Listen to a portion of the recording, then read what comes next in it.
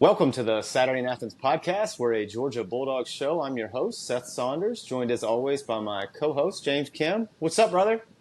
What's up, man? It's been a while since I've seen your face. I think it was our 150th since the last time we actually did an episode. It's been a minute. Yeah, been a minute. We've had a lot of Georgia Story interview series this summer. Have a few more of those coming, which are going to be great. But had a lot of stuff to want to talk about and kind of want to lead that off with recapping Media Days in Nashville. We had the opportunity to go. And first off, we posted a video to this subject, but we wouldn't have been there without people listening to the show and without the growth that's happened over the 3+ years that James and I have been doing this. So thank you for listening. And as always, if you can, please share it with your friends. Please share it with your family. Please follow us on social media. We want to be as engaged as possible with you guys and hit topics that y'all want us to hit. And the way we do that is by hearing from you and by having more people listen and follow. And the more people that follow, the cooler stuff that we get to do, whether it be Media Days in Nashville or the Heisman ceremony in New York with Stetson being there, and hopefully some more of that kind of stuff in the future. So please go on wherever you get your podcasts, subscribe to us, download us, share with your friends and family. We'd really appreciate that. So let's start off with the sad news about Media Days first. It was supposed to be a boys' trip, and my man had a lot of travel issues. So I'm going to let you start with that. So I was supposed to leave Monday morning at 5:30 a.m. Well, my flight left. I was supposed to leave my house at 5:30. My flight left at 7. I live about 30 minutes away from the airport, so it's a very small airport in Richmond, Virginia. So not a large trek. Doesn't take me long to get through the airport. I got a update alert from JetBlue around 9 o'clock, 9:30ish, I think, that my flight leaving Richmond to go to Boston, which was where my layover was delayed, and I wasn't going to be leaving until 9 a.m. And that was going to make me miss my connecting flight from Boston to Nashville. So you can't call them for some reason. You can only do a chat. The chat wait was over 5 hours long. So they could not get me in another flight in any airline that got me into Nashville until Tuesday after Kirby's presser. I think they weren't going to be able to get me into Nashville. My flight would have landed around 1 p.m. Nashville time, Tuesday. So that was so my only other option, and I didn't find this out until around 4 a.m., I think, on Monday morning was when I found out that information. So after being up till 4 a.m., my only option at this point then was to drive to Nashville, which is around a 9-hour drive nonstop, which, let's face it, after being up till 4 a.m., that wasn't going to happen. Needed a little bit of sleep. Slept for about 5 hours, got up at 9 a.m. Eastern time, and was like, there's no way I can do this drive at this point. So wasn't going to be able to do that, and ended up getting a refund for my flight and not being able to make the trip. So honestly, I'm really sad I missed the Media Days, but I'm more sad because we haven't seen each other since Atlanta last year when we went to the Oregon game. So it's been 11 months since we've hung out, and God knows when we'll actually get another opportunity. So I'm more sad about that. Yeah, I mean, it was the same for me. That was the thing I was most sad about, is it was going to be something we got to do together and kind of spend time together and hang out, which we just don't get to do much. James is in Virginia. I'm in South Carolina. We both have a ton of kids, and it's just not a lot of opportunity for us to, like, hang out. So, yeah, I mean, dude, it was Oregon. It was for the Chick-fil-A Kickoff Classic last year. That was the last time we hung out in person. And so, yeah, I was bummed about that. But just one of those things. I had gotten in Sunday night, and that's when I had called you when I got to the hotel, and you're like, dude, I got bad news. Like, this thing is not looking good. My flight's already delayed, and like, oh, man, this is a bummer. And so, so Monday I was a little bummed out just because I thought we were kind of going to be doing it together and get to talk with different people. And, I will say, too, just individually, like a situation like that where you go in and you don't know a ton of people, it is a little easier when you have like a co-pilot with you because you can both kind of build the conversation and whatnot. So, it was let me tell you this, because I don't even know if we really talked about it a ton, but so they had the event at the Grand Hyatt in Nashville, which is a newer hotel, and it was really, really nice. And I was impressed with it and thought it was About as nice a setting as it could be. Media Days had 3 full floors at the hotel. So second, third, and fourth floor were all pretty much for Media Days. Second floor was like the main floor where Radio Row was, where all the press conferences were. Then the third floor was pretty much full of, well, that's where like a lot of the SEC network stuff was set up. So all their different breakout rooms and things were up there. They had like a social media space where guys could go in and do different videos and whatnot. And then the fourth floor was where like the media dining and some little breakout rooms for media and whatnot was. So crazy, man, the scope of it. And I couldn't really get over the amount of people that were there. I mean, I knew it was a big event, but dude, it was popping. Like that Radio Row kind of took up a full L of the hallways leading into the main conference room. And the main conference room was massive. I mean, there was probably, there were hundreds of seats where journalists could like sit. And then the SEC network setup was in the back corner of that room. So that's where they did all their live shots from. And for Monday, I was working remote, so I really only spent maybe an hour, hour and a half in the Media Days area. Like I got credentials, picked up like the program and all that type stuff and kind of got myself familiar with it. But then I had to work. So I wasn't really in on a lot of the press conferences that first day. Feinbaum had his set up right outside the Media Days press conferences. They were doing stuff. Like Greg McElroy was doing hits all day out there. This is the part you should be proud of your boy about that. So all throughout the conference area, they had coolers full of every flavor of Dr. Pepper known to man, which is like crack for your boy. Well, I think I only had 2 Dr. Peppers the whole week, which is insane, given that I would have preferred to have been like Forrest Gump, where I drank myself about 18 Dr. Peppers. So it was a gold medal performance in willpower, brother. That's impressive for you. That's really impressive. It was. I will also say this, media food selection, pretty good. They had like a snack each day, which every time I read snack on the schedule for the day, I will always think when I hear that word of Rex Ryan and the season of Hard Knocks, let's go get ourselves a damn snack. So yeah, that's all I thought about each day at snack time. So, but yeah, Monday was that was about it from a business perspective. And then that night, Them Dogs was on, the documentary kind of capturing the 2022 season. Have you watched yet? Yes, I have. And the only thing, my only real, I mean, it was good. It was good, but it wasn't as good as Year of the Dog. It just didn't have that same oomph to it, I guess. Like Year of the Dog had a lot of funny moments, I feel like. This just felt like just a recap. Yeah, didn't you feel like, and I don't know if this is because the coverage was greater, but didn't you feel like you had seen a lot of that footage before? Yeah, I felt like a lot of it came out from like their weeks leading up to it, stuff. So I felt like nothing was really.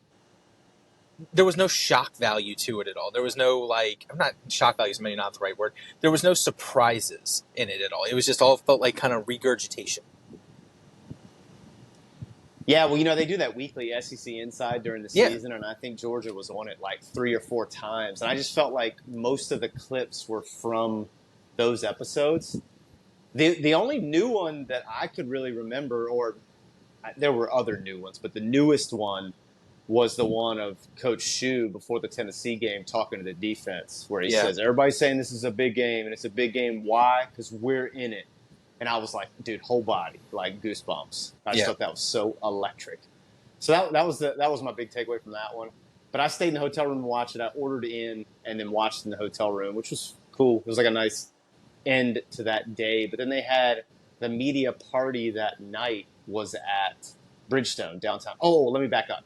Dude, this Grand Hyatt had a rooftop like bar, which was pretty much all open air. Like they had all the doors open.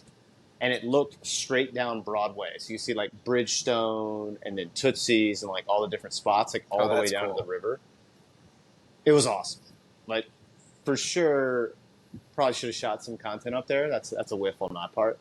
But I didn't know how like the wind would play and all that. But anyways, yeah, it was cool. Like the bar was on the inside and then you just kind of walked out and it was this huge outdoor patio where you kind of sit and hang out and like look. So I had a cocktail up there. after them dogs, and then I went over to the media party at Bridgestone, which, dude, that was nice. They had that in like, it looked like the VIP section, ice level for the Predators, which you couldn't see out to the rink, but you saw the rink as you like walked in. And it was a huge bar. And dude, SEC had a full food spread, and all drinks were covered at the Man, party.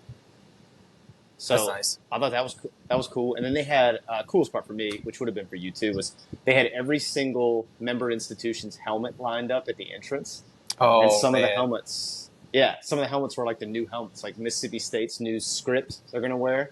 oh that's That cool. was the helmet they had. So yeah, that was cool. And I met some guys that night who have a podcast. They do an Auburn podcast called The War Report. They were really cool guys. Ike and Mike, two nice guys, had started this. Both of them are doing it full time now. So I had talked to them about maybe trying to do something the week of Deep South's oldest rivalry. So yeah, they were good guys. I hung out with them at the media party, and dude, they had a setup on Radio Row. Like they were interviewing people all week. They do a really nice job. That's cool. So yeah, so that was kind of day one, and then day two, I got up early and went and worked out. And as soon as I walk in, guess who walks in to work out? Who? Marty Smith. Oh, that's awesome. Oh yeah, so dude, he's working out, and it cracked me up.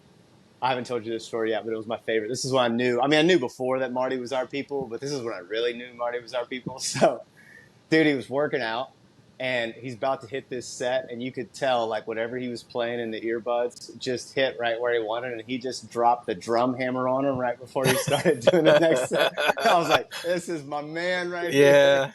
Yeah. Yep. That's our It was people. so awesome. Yeah, it was so awesome.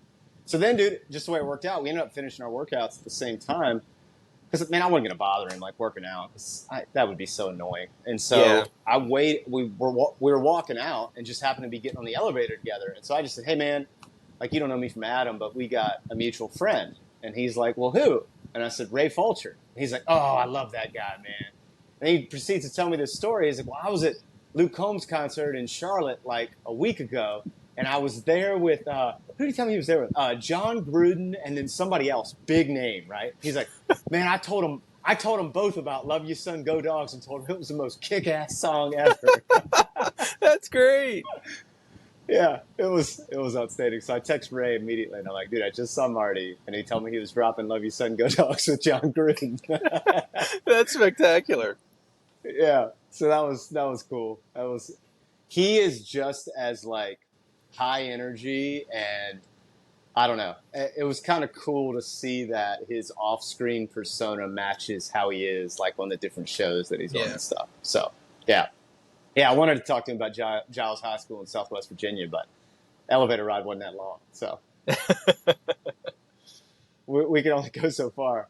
I couldn't talk to him about his Radford days, but yeah. So that was kind of a good start, and then as soon as I got showered and dressed, I went down. Because, dude, Kirby was like 10 o'clock Central, I think. Yeah. Clark He Lee was went 11. first. Yeah, he was 11 Eastern. Yeah.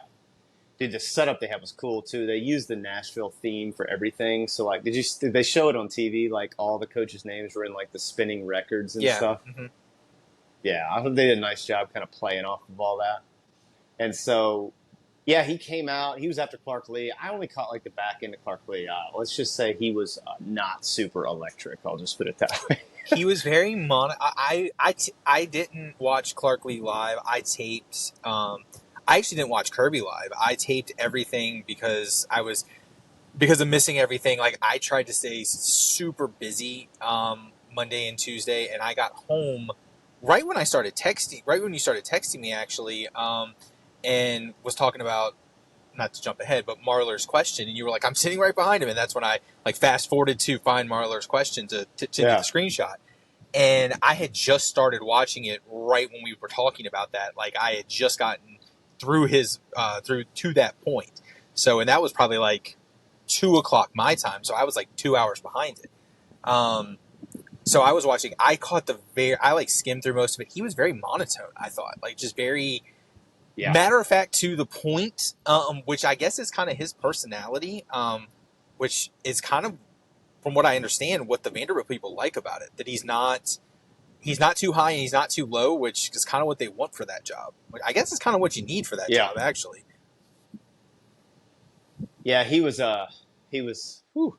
Let's just say if he had been a comedian, that room was dead after he got off stage. And then Kirby comes on, and you talk about polar opposites. He just had this presence and command of the room that was evident. And you want to know the most interesting thing about the press conference for me was, and dude, there was a lot of stuff, right? Like, and we'll talk about this, but Kirby always uses those platforms to set the tone and lay out what the theme for the season will be.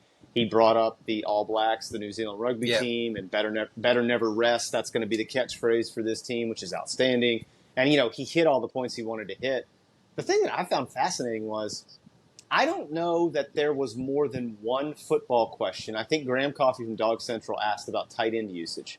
And other than that, I don't know that there was a directly football-related question the entire time that his media availability was open in the main room. Do you remember one? I can't remember one.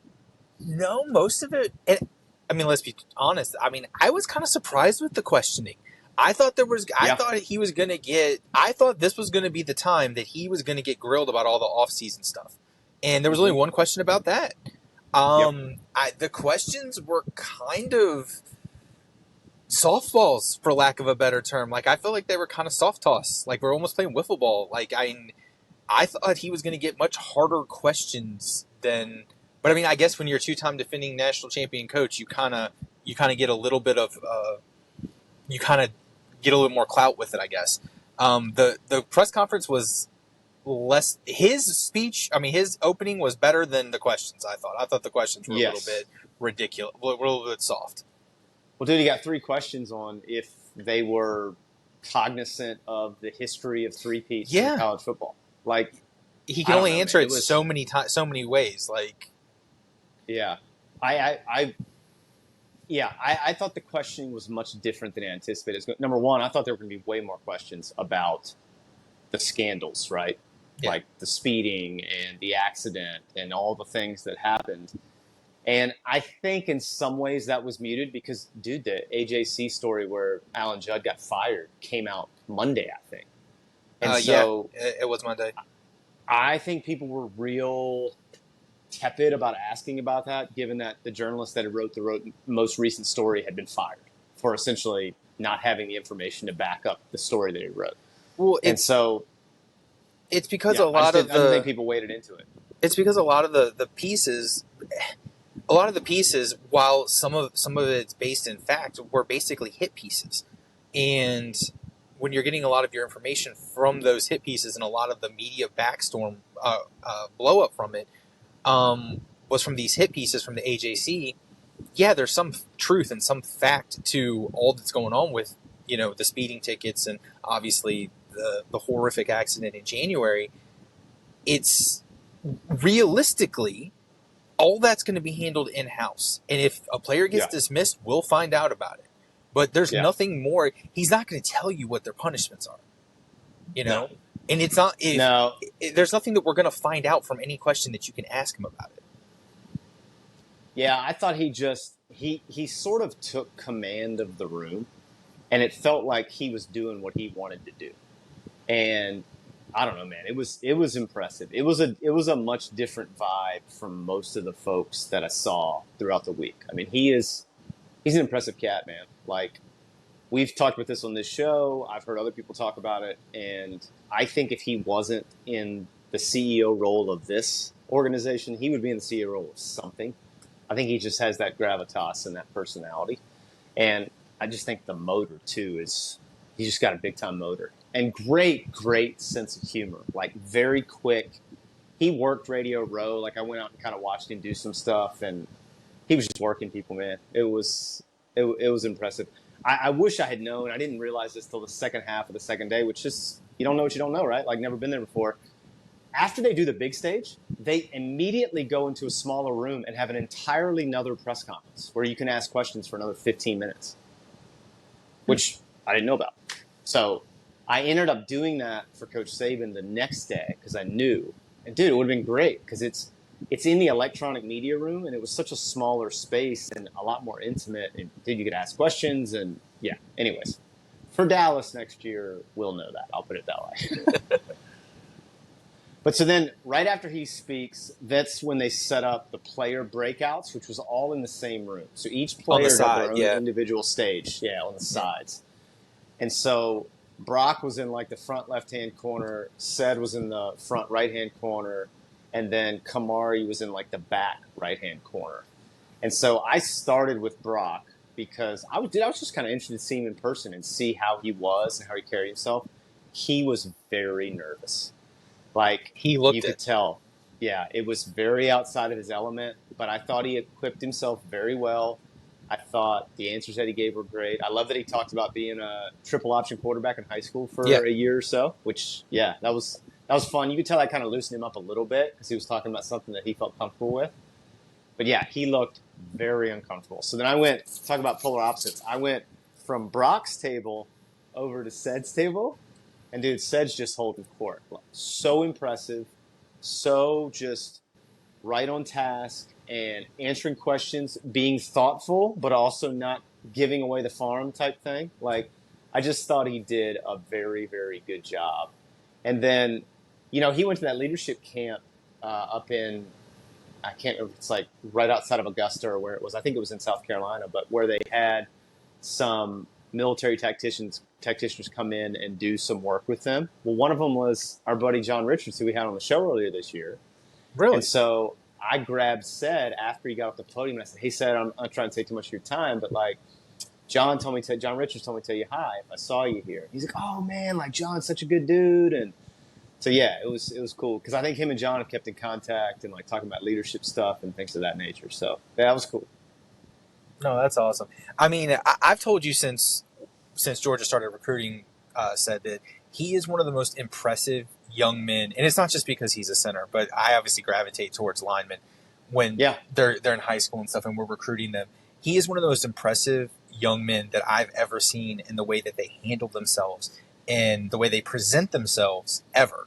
Especially, Yeah. I mean, from the time we started recruiting him at 17, when he was a junior, and he was a captain of I think they're 6A. I think he was a 6A in Louisiana.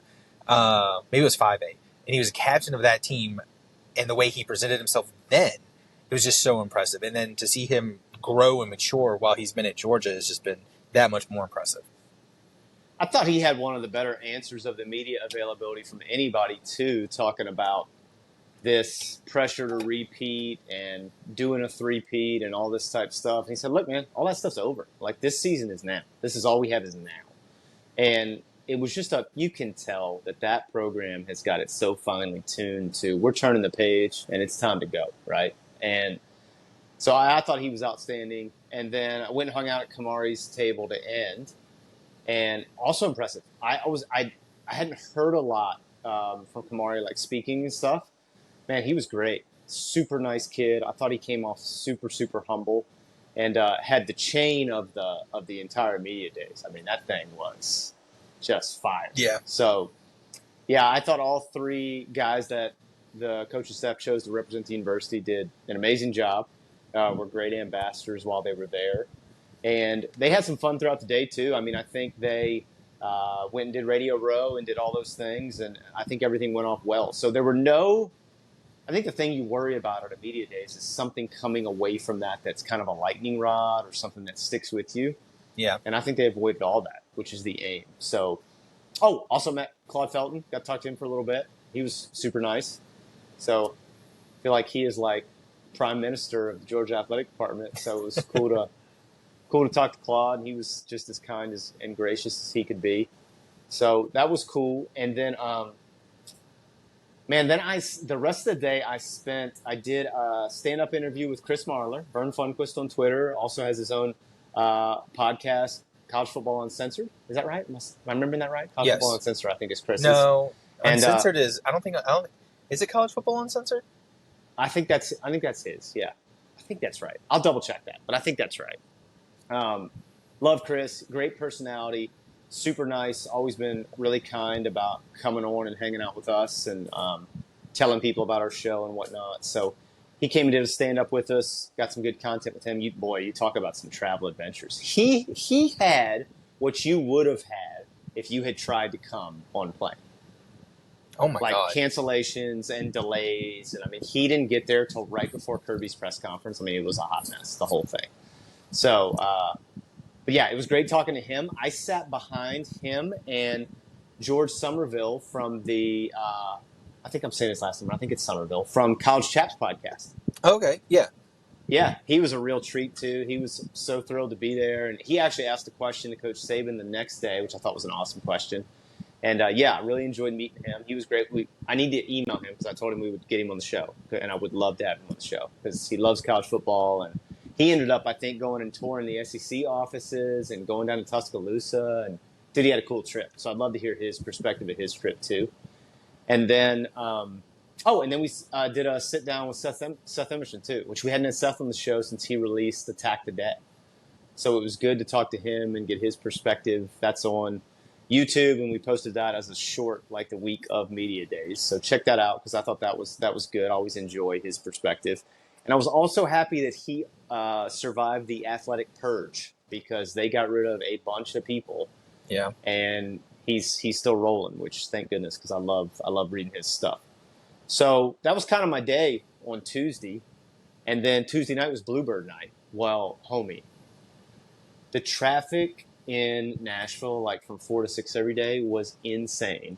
I ordered my Uber at like 4:45 for this 6 o'clock show that is 15 minutes away. I didn't even end up getting to the Bluebird until 10 minutes after. I was so late. They called me on the way to ask if I was still coming because they were going to give my tickets away. oh my God. Yeah, because dude, it is like they sell it out every single show they have. Like people wait in line to go if they don't have tickets. And so, yeah, I like got in there by the skin of my teeth. And man, as always, the Bluebird did not disappoint. It was as good as it was the last time I was there. And I was sitting like one person removed from the end of the round. So it was a really cool vantage point, very different from the last time I was there. And the guy I liked the best was this guy named David Duvall. He like hasn't hit it yet, but homie, he sang this song that as soon as he releases it, I will send it to you. It was called Poor Decisions. And he has this like bluesy component to his voice. Man, it was I like awesome. that. Yeah. I went and talked to him afterwards, and he was just talking like, man, he's just grinding, like trying to make it and playing when he can play and writing when he can write. And I think he's got a little girl maybe. So yeah, he was awesome. Then one of the other people he had with him, all he sang were songs that had been cut by artists, and like 5 of them were number 1 hits. Jeez. Dude, it was incredible. And his stories were really good. Like he was telling different stories about when the songs dropped and things that happened. And so that was cool. I like really enjoyed that. I posted one of his stories on our Instagram story that the Bluebird had released, and that's how he was all night, telling stuff like that. So that was really cool. I just advocate, as I always have on our show, if you get the chance to go to Nashville and go to Bluebird, it is a must. Like you have to do it. So yeah, that was great. And that night I just went back. Oh, I don't know. I've told you this. I go back to the hotel, haven't eaten. I'm hungry. So I go to this restaurant that's in the lobby of the hotel to get a burger. Sit down, have a beer. 2 stools down from me is Tess and Greg McElroy. No, you have not told me this. Yeah. So they're just shooting the breeze, hanging out. And, I was there by myself. So like, I'm just kind of not eavesdropping, but I was listening. And they were kind of talking about college football and talking about different things. And this was the coolest moment. This dad came up with his 2 young kids, and his one kid is a huge Alabama fan. So they come up, and they're like, hey, we don't want to interrupt you, but, like, my son's a gigantic Alabama fan. I was hoping he could get your autograph and, like, maybe take a picture with you. Dude, McElroy could not have been nicer. Him and Tess, like, talked to the kid, talked to the family, end up taking pictures with the family. Like, I just thought it was a neat moment. I always like these moments when there's no cameras around to see how people are. Who they really are. Exactly. And they were both as you would want them to be. And That's so awesome. I was like super impressed with them. And I didn't like talk to them or anything like that because, again, I just don't like interrupting people, especially when it's like after the workday and they're trying to have like a wind down cocktail. But Yeah. and they'll never know this because they won't listen to our show. But I ended up buying their drinks after I saw the interaction with the kid because I was like, good people doing good things. Let's pay this forward a little bit. And so I bought the cocktails. It's kind of a show of put something out in the universe that's good because you guys are doing what you should do given your platform and your stance. So, yeah, they were nice. Well, so then, dude, I'm walking out to go back up to the room with my food. And at the host stand is Takeo Spikes. Let me just tell you, my friend, he is a grown man. Dude, it's one of the only times this has happened to me. It happened to me with The Rock, happened with somebody else. I walked by him, and I was so taken by his size and his stature. I just came out of my mouth. I was like verbal diarrhea. I couldn't hold it in. I just go, "You're Takeo Spikes?" he goes, "I am." So I said, "Hey, man, I'm Seth." Like, I ended up talking to him a little bit. And he was super interesting, man. He ran with the Bulls this summer. Oh, my God. In Pamplona. Yeah. Dude, he's got his MBA. He does his own podcast. Like, he is a super interesting cat. I would love to have him on the show. I think he'd be a fun guest. But, yeah, man, he was real nice. We talked for a while. I told him, I said, dude, you can still play. It's like, you look like you could drop some people right now. He's like, oh, man, I'm trying. I try to stay in shape. But he was super gracious, super nice. That was kind of theme of the week for me.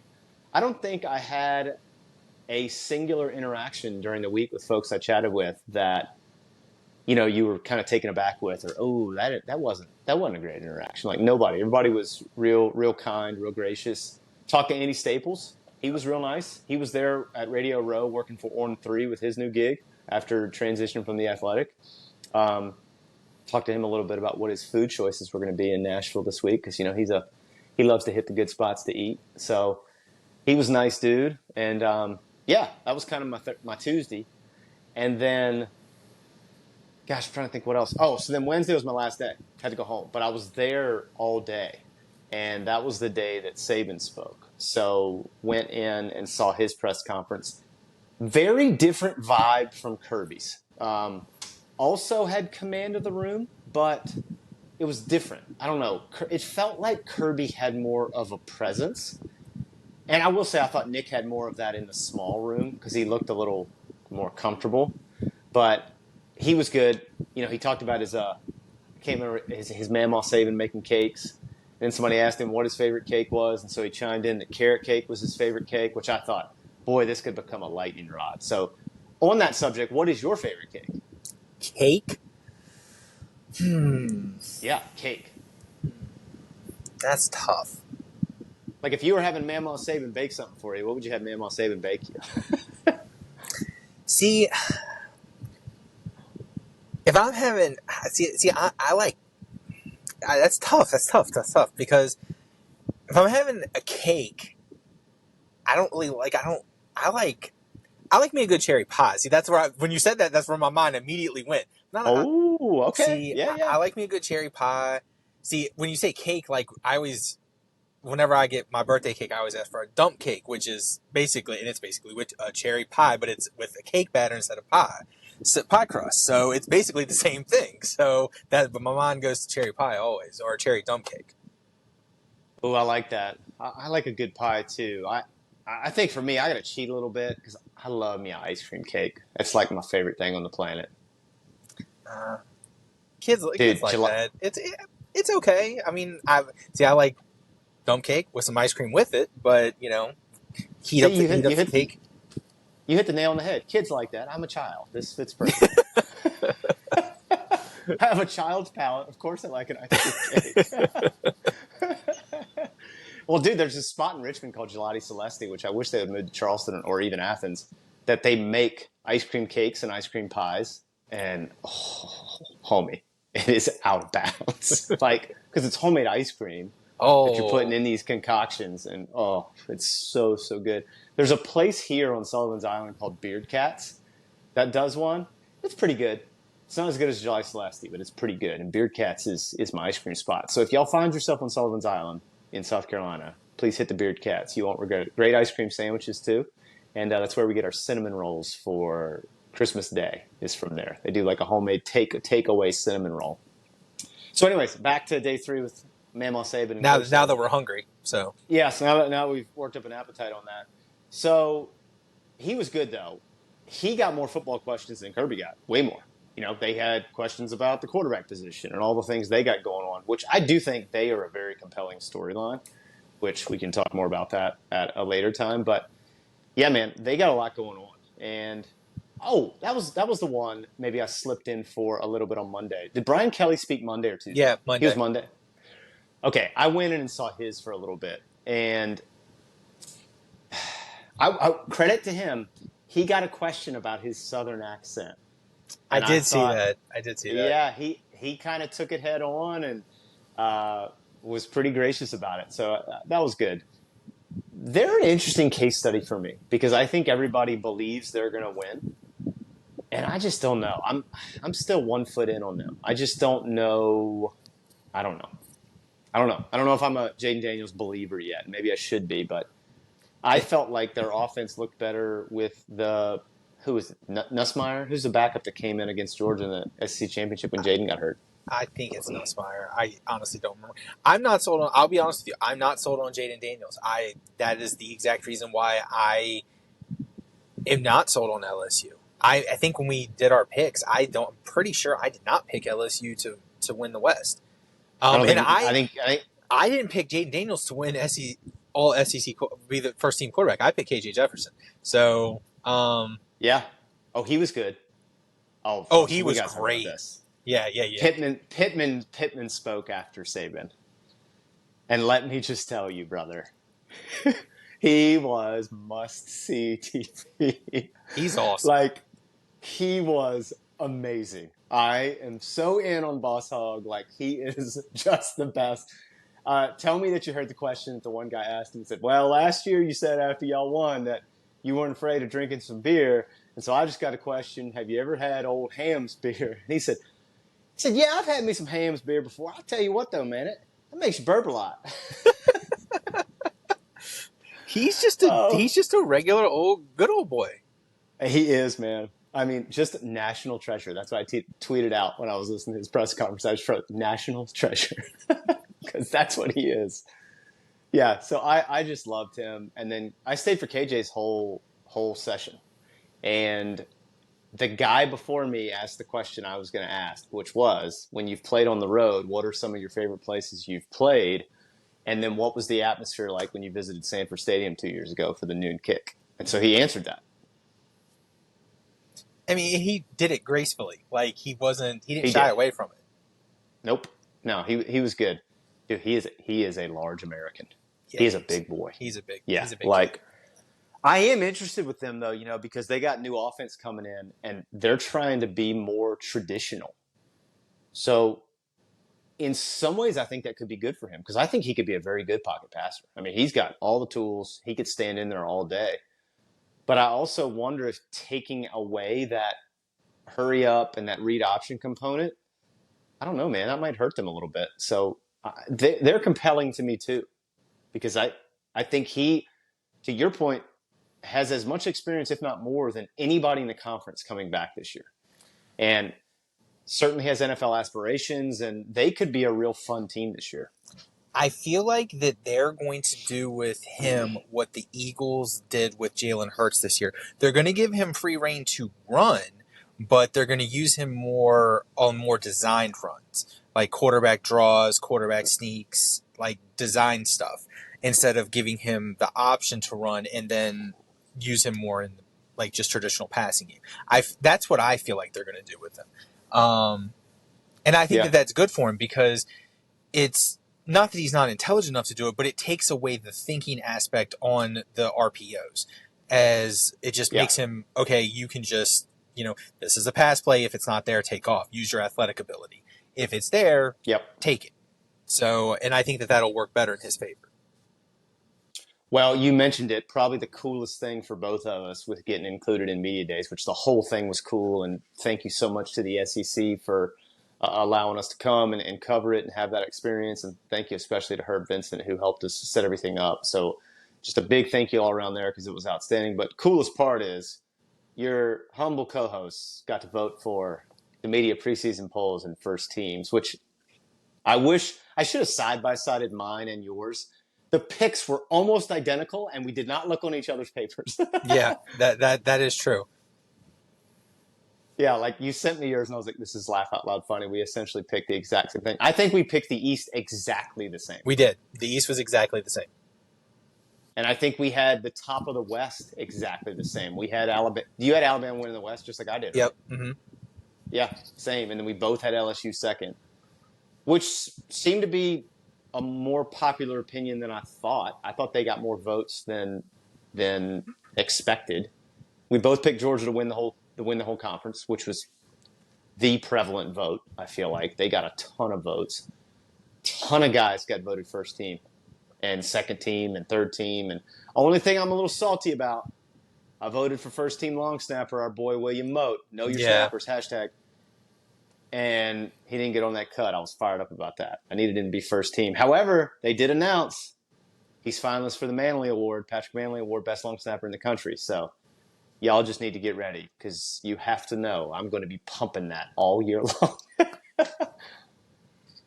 He doesn't win the Manley Award. We've messed up everything. Moat for Manley. It works perfect. Moat for Manley. It all does. Works perfect. I got to make that. I'll get the graphic out. So, yeah. And that was it, man. Then I went back to the airport after the press conferences that day and flew my behind home and was at work the next morning at 8:30.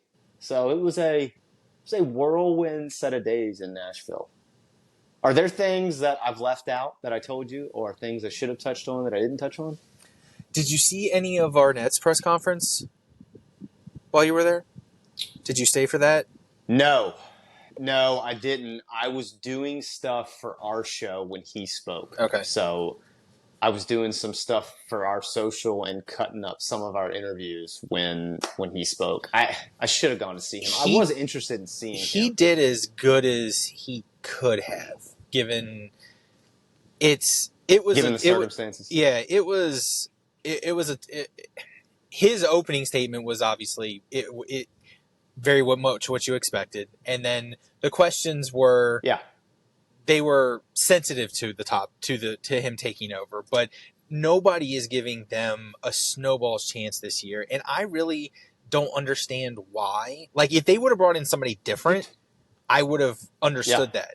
But the fact that they're keeping the continuity and just promoting from within and they're keeping the same offense, like, I think they're going to be just as good as last year. They're always predicted to finish last in the West, and they always surprise people, and they win 8 games, several that they shouldn't have, and they're they're not going to win the West, but they could, finish 4th, 5th. They're not going to finish last in the West. That's just not going to happen. Well, dude, they got Will Rogers. My man can sling it, and he's been there for half a century. That is true.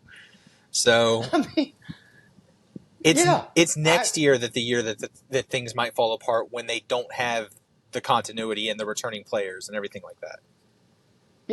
Yeah, but I'm with you.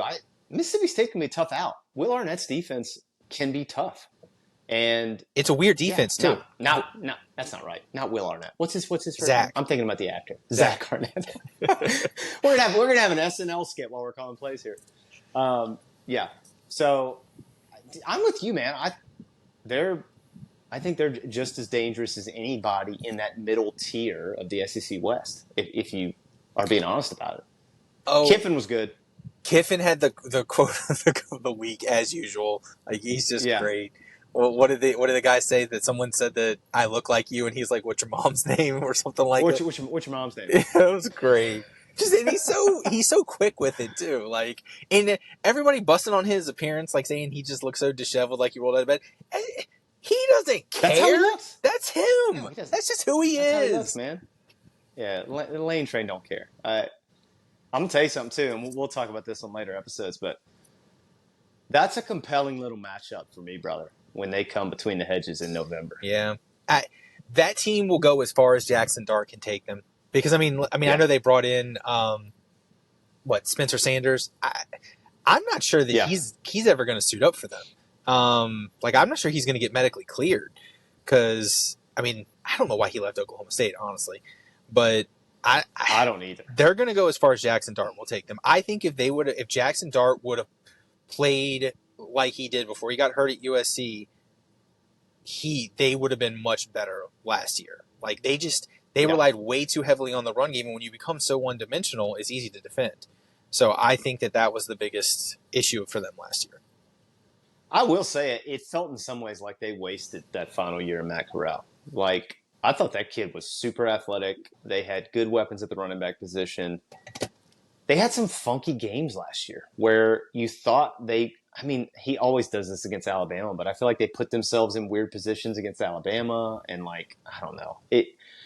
For me, his rub is still he is too much the gambler and not enough gamble when it's appropriate, right? Like, do what you do and then gamble when appropriate. Like, dude, we don't need to go for it on fourth down with 11 minutes left in the first quarter. Like, let's there's a big old game to play that's right in front of us. So I'll be interested to see if he has any evolution from that side. But, man, they're going to have a shot. They're going to run the football.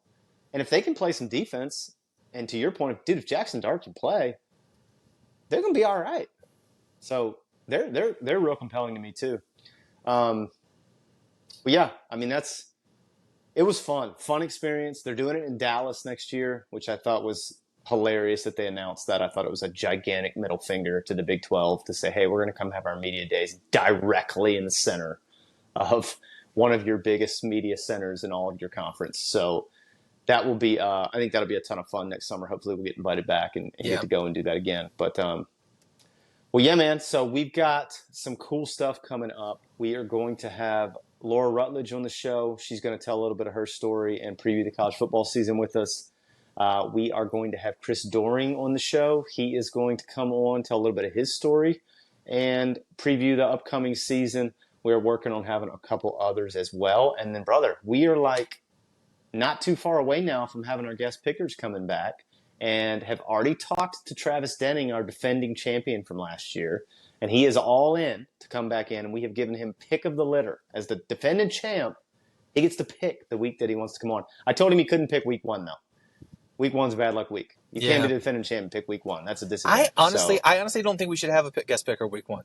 I don't. It's not fair. It's not fair to anyone to pick week 1. Well, maybe we should have an old friend on that we could have pick twice, and then that way. And their best week counts. Yeah, best week count. Yeah, that's a good idea. We could do that.